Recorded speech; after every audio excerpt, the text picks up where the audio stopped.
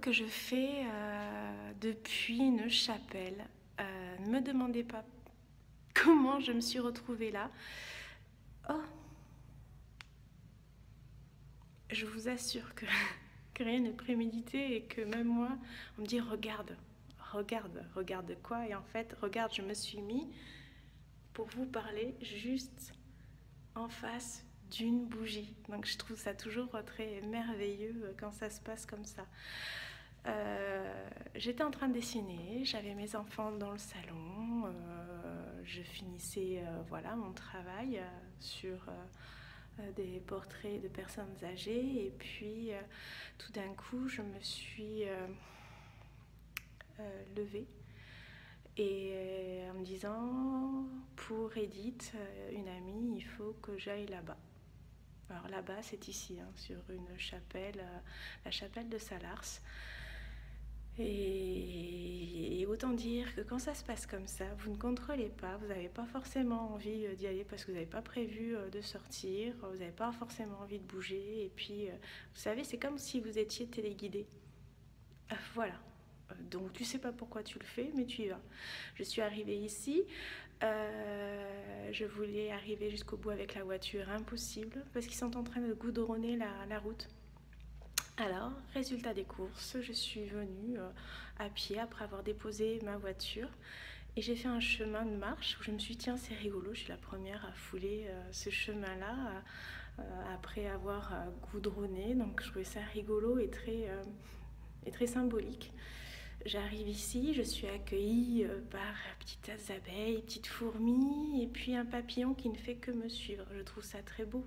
Et j'adore les papillons, donc je trouve ça excellent.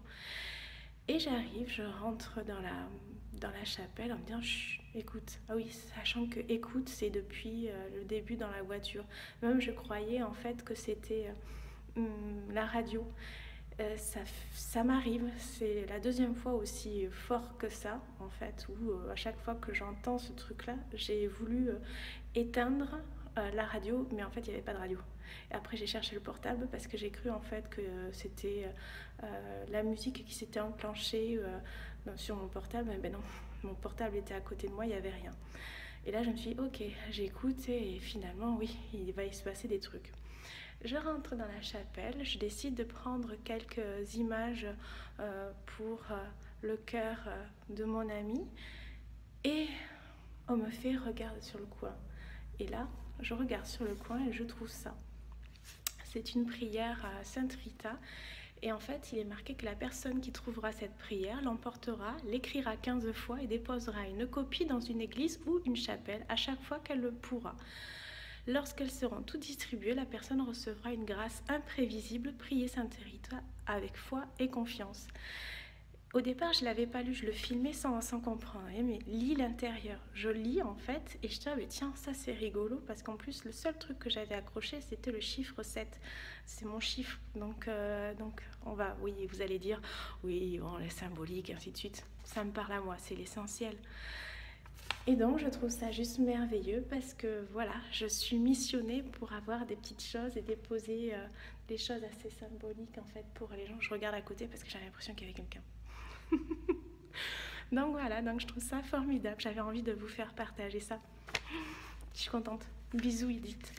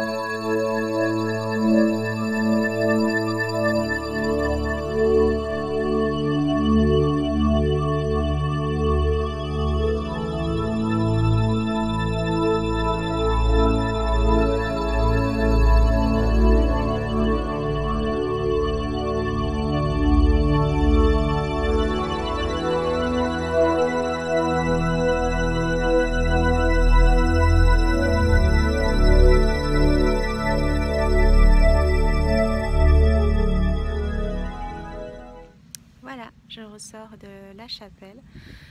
Juste pour conclure sur un joli acte de mon papillon qui m'attendait à la sortie, et c'est dommage, hein, on ne peut pas être réactif et tout filmer comme des preuves pour vous montrer et vous faire partager ce que l'on vit, quoi. Je trouve ça magique quand vous avez à la sortie le papillon qui vous attend et qui se pose sur votre main droite et qui vous caresse et que tu ressens en fait un truc, c'est juste barge, quoi. C'est juste barge. Ça, voilà, c'était juste pour vous partager cette douceur. À dans une prochaine capsule.